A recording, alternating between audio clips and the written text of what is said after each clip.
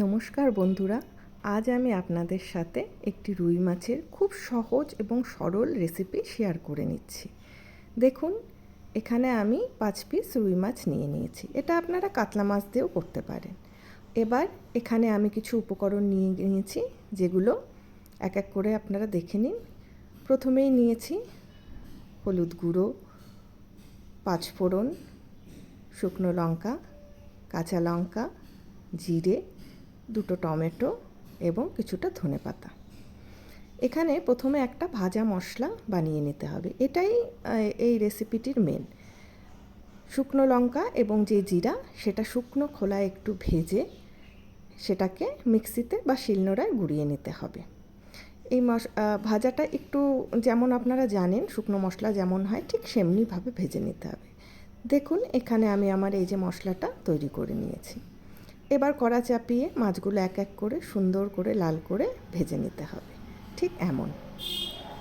এবার আবারও কড়াতে তেল দিয়ে সেই মাছ ভাজার তেলেই শুকনো লঙ্কা এবং 5 ফোড়ন সম্বার দিয়ে যে টমেটোগুলো ছিল সেটাকে আমি মিক্সিতে পিষে নিয়েছি। এটাই একমাত্র এই মাছটার গ্রেভির উপকরণ। এবার সেই টমেটো বাটাটা দেখুন আমি এই যে দিয়ে দিচ্ছি। এই টমেটোটাকে তেলে ভালোভাবে কষিয়ে নিতে হবে, যাতে কাঁচা গন্ধটা টমেটোর একদমই না থাকে। তারপর একে একে এর মধ্যে লবণ, হলুদ গুঁড়ো এবং লঙ্কা গুঁড়ো দিয়ে ভালোভাবে ততক্ষণ কষাতে হবে যতক্ষণ না মশলাটা তেল ছেড়ে দেয়। আচ্ছা, এখানে আপনারা চাইলে জিরে গুঁড়ো দিতে পারেন একই সাথে। আমি দিতে ভুলে গেছি, তাই আমি জিরে গুঁড়োটা একটু পরে ব্যবহার করেছি।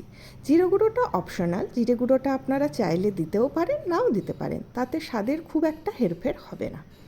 এবার দেখুন, ভালোভাবে মশলাটা একদম শুকনো করে কষিয়ে নিয়ে তেল ছেড়ে দিলে তারপর মশলাটার মধ্যে জল দিয়ে দিতে হবে।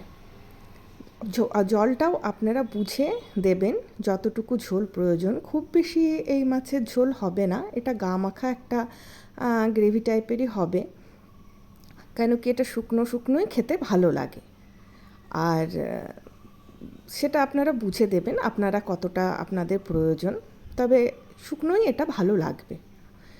এবার পরিমাণ মতো জল দিয়ে ঝোলটা ফুটে গেলে মাছগুলো এক এক করে এভাবে ছেড়ে দিতে হবে। মাছটা ফুটতে দিতে হবে যতক্ষণ না মাছটা ভালোভাবে ঝোলটা টেনে নেয়। সম্পূর্ণ পদ্ধতিটা কমপ্লিট হলে তারপর যেই ভাজা গুঁড়ো মশলাটা করে রেখেছিলাম, এবার সেটাকে ছড়িয়ে দিতে হবে। ঠিক দেখুন, আমি ঠিক এইরকমভাবে এতটাই শুকনো রেখেছি, কেন কি বললাম না, শুকনো খেতেই এটা বেশি ভালো লাগে।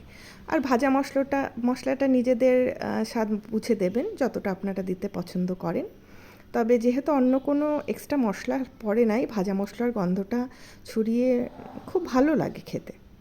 তারপর পছন্দ মতো, ইচ্ছে মতো ধনেপাতা কুচি, কাঁচা লঙ্কা ছড়িয়ে গরম ভাতে জাস্ট বসে পড়ুন। আর অবশ্যই রেসিপিটা ট্রাই করে খেয়ে জানাবেন আমাকে যে কেমন লাগলো। বন্ধুরা, আমি আমার ফার্স্ট ভিডিও এই রেসিপিটা দিয়ে ট্রাই করলাম। আশা করি আপনারা সবাই পছন্দ করবেন এবং আমার পাশে থাকবেন। পছন্দ হলে রেসিপিটা, চ্যানেলটা সাবস্ক্রাইব করে দেবেন। আগামীতে আশা রাখবো আরও নতুন ভিডিও দেওয়ার। ধন্যবাদ।